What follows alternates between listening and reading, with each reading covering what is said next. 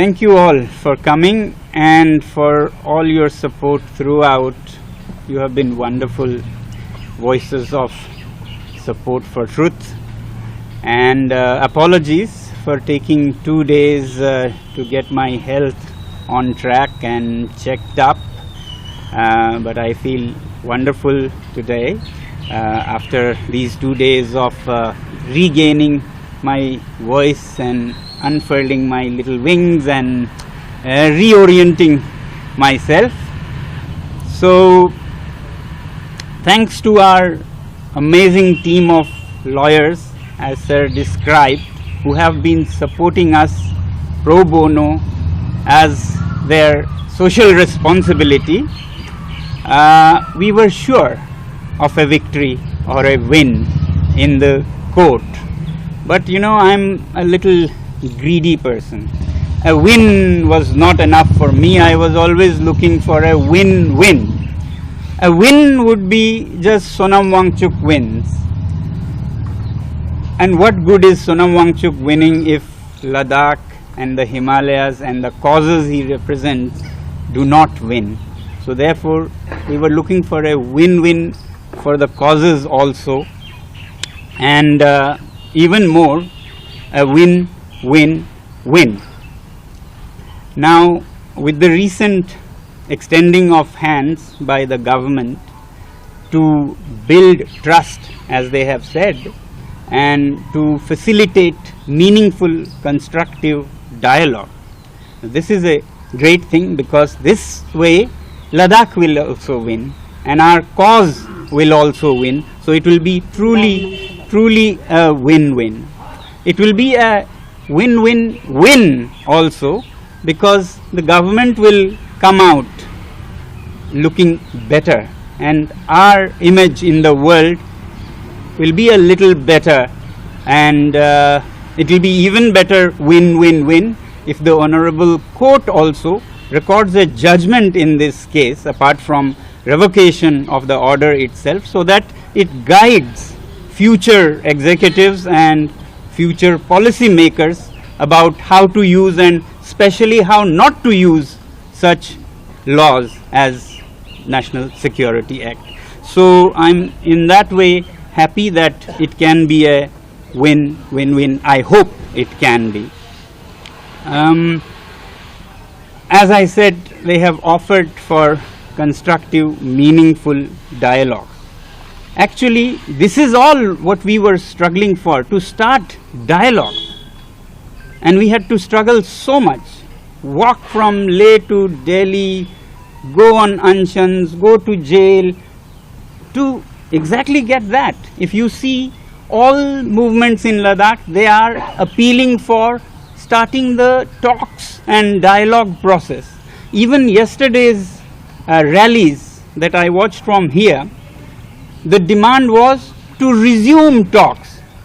Where do you find such a place and such a people? Normally you find people leaving the dialogue table and picking up guns, and government appeals to them, drop your guns and come to the discussion table. That's what you would have seen most of the times. Here is a people who is appealing to the government, please come on the discussion table and start a constructive dialogue.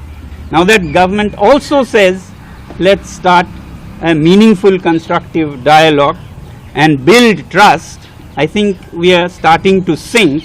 And I really hope that not just dialogue, not just talks, but meaningful, effective talks which lead us to something good. Otherwise, it has been not just 6 months, but 6 years of struggle for us to get to the meaningful, constructive part of the offer. So I'm happy to see in their offer and in their order of revocation that this is done to build trust and confidence for meaningful, constructive dialogue. And I really hope it yields that. It has made my job easy. I'm happy that way, because otherwise in the jail I was sure about our team and this little one who has been moving and shaking the earth and heavens, that we will get justice. So now that we have this constructive dialogue, it makes my job easy. Otherwise, I was waiting to come out either as we win in the court or after 12 months. I was very well prepared to spend 12 months and come out and share the horror stories of all the wrongs that happened on me and on her. Right from how abruptly from my home I was, bundled up and thrown into this jail without any opportunity even to call my family or my lawyers for days, more than a week.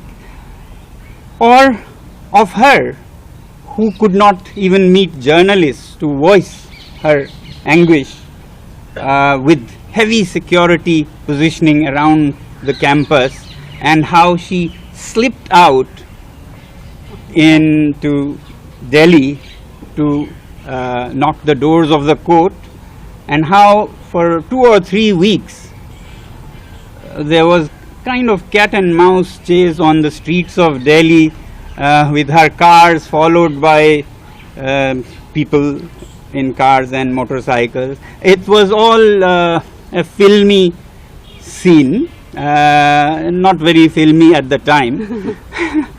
Or how in the jail I had such difficulties in defending myself by sending facts about the case.